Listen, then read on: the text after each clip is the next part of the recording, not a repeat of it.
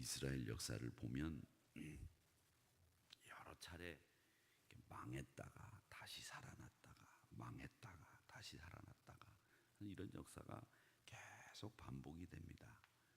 애굽의 노예로 갔다가 풀려났다가 하나님의 인도하심으로 가나안에 정착했다가 바벨론에게 망했다가 다시 살아났다가 나라를 잃어버려서 망했다가 다시 나라를 찾고 이런 일들이 계속 일어납니다.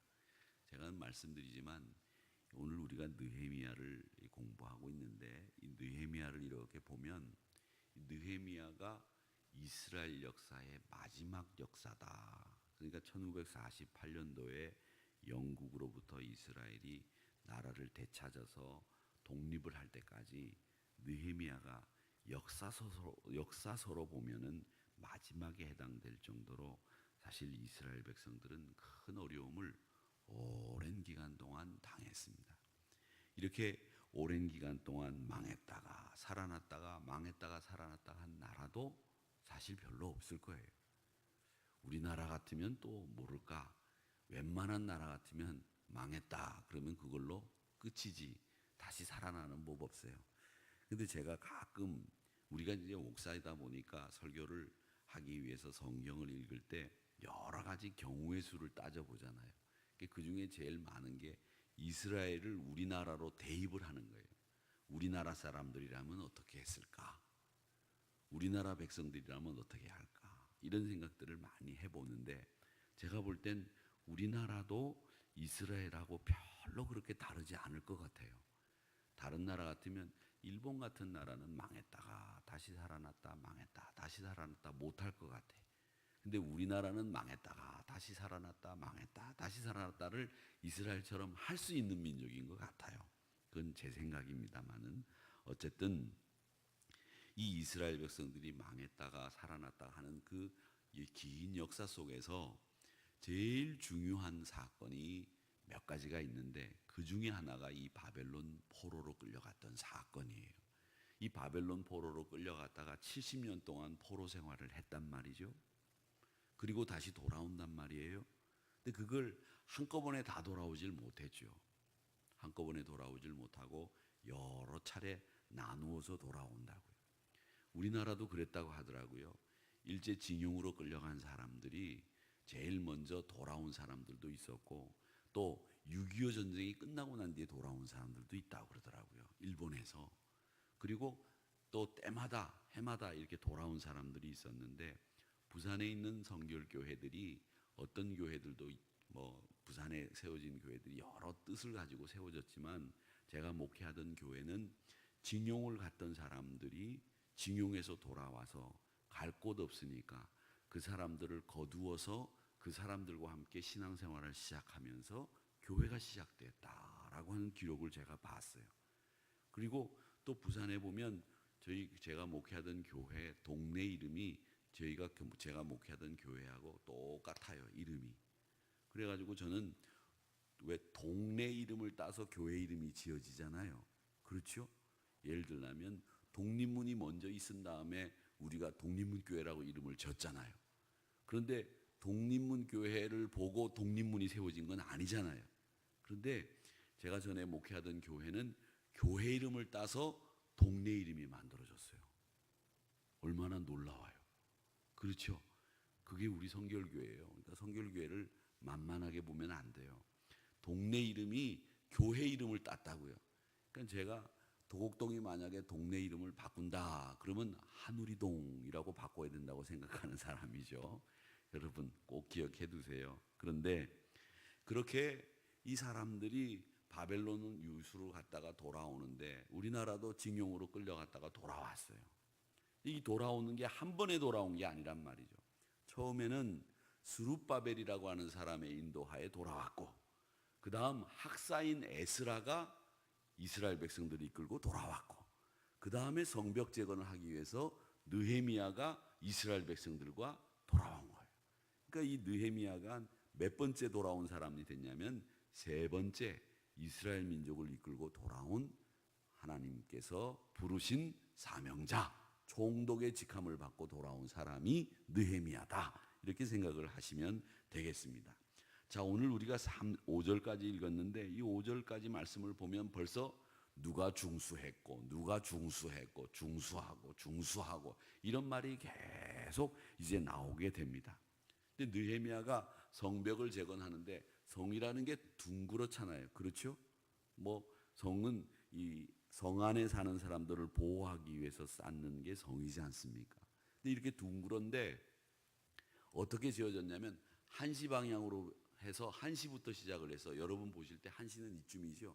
한시부터 시작해서 시계 방향으로 성벽을 재건했다고 보시면 됩니다.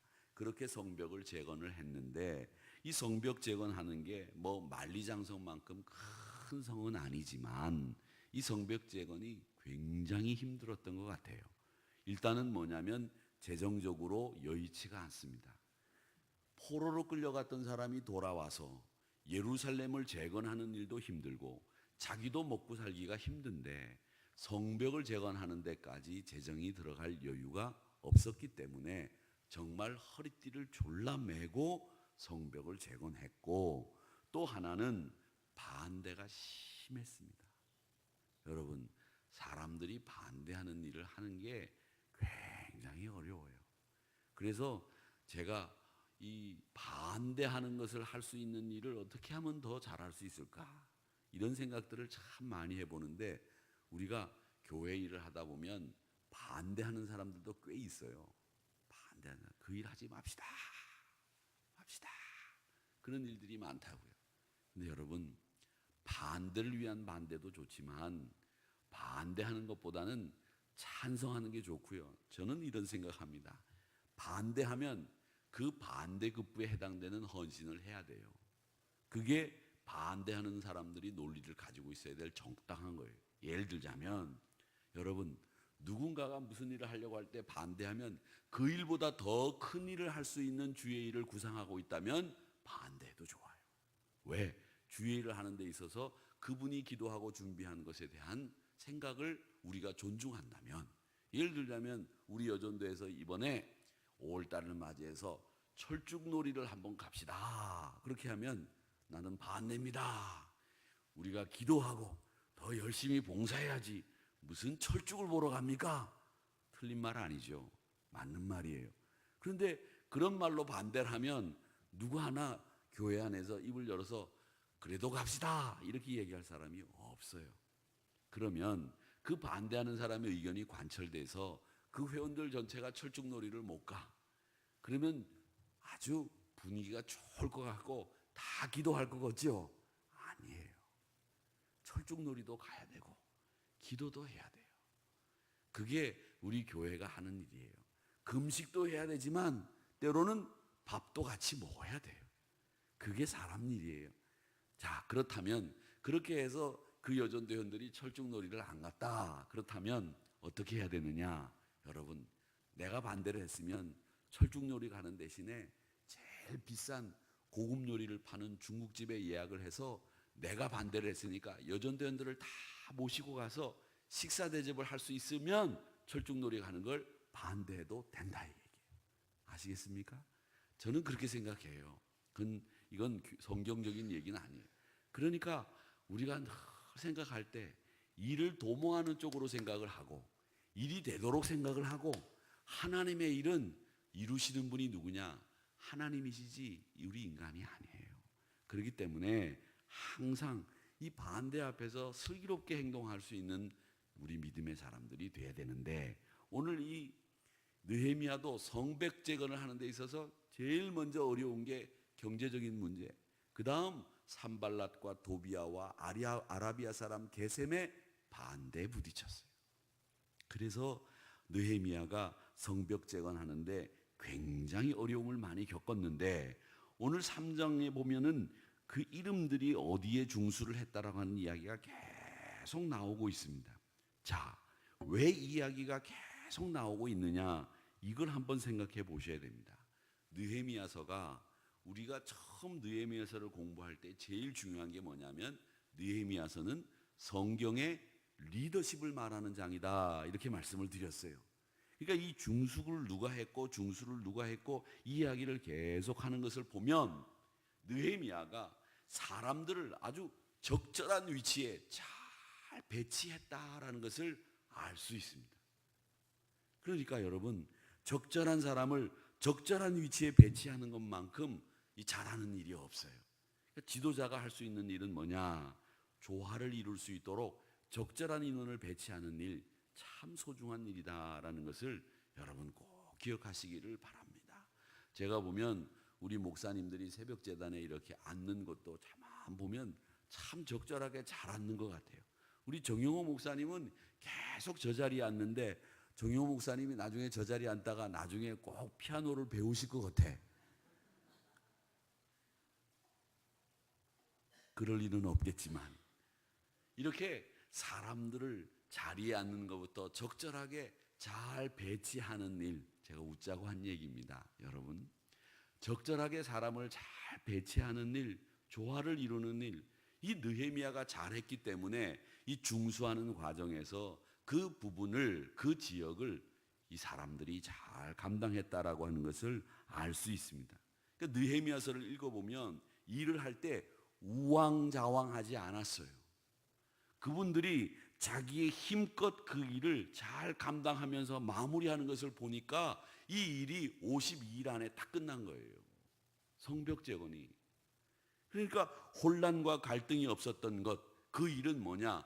우왕좌왕하지 않고 사람들을 적절한 장소에 놓았기 때문에 된 거예요.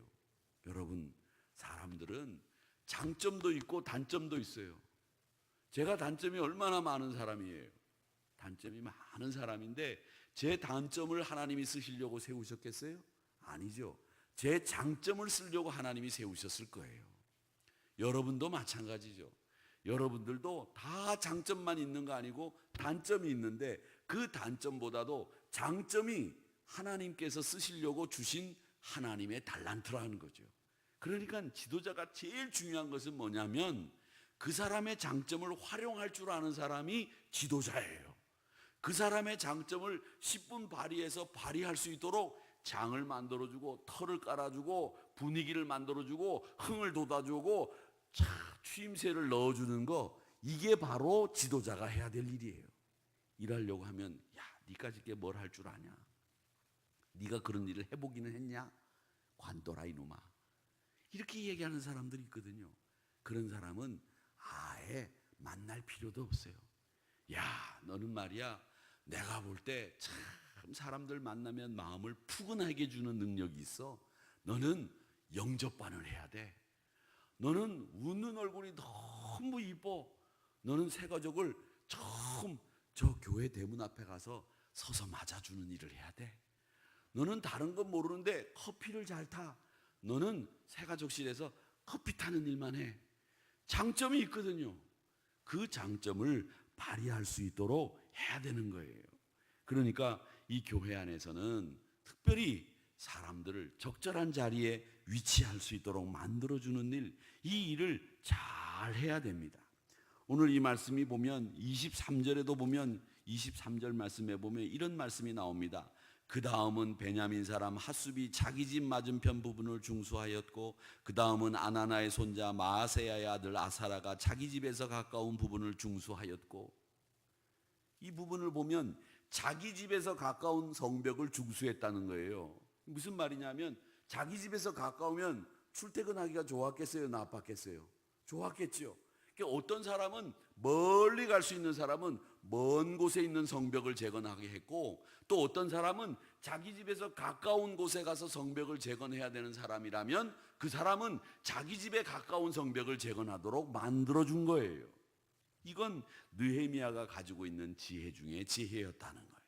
사랑하는 성도 여러분, 이런 합리적인 배치와 동기부여가 일어나는 이 적절한 인력 배치를 통해서 늘 이 느헤미야는 주의 일을 속히 끝내야 되는 상황이었기 때문에 이렇게 됐다는 겁니다.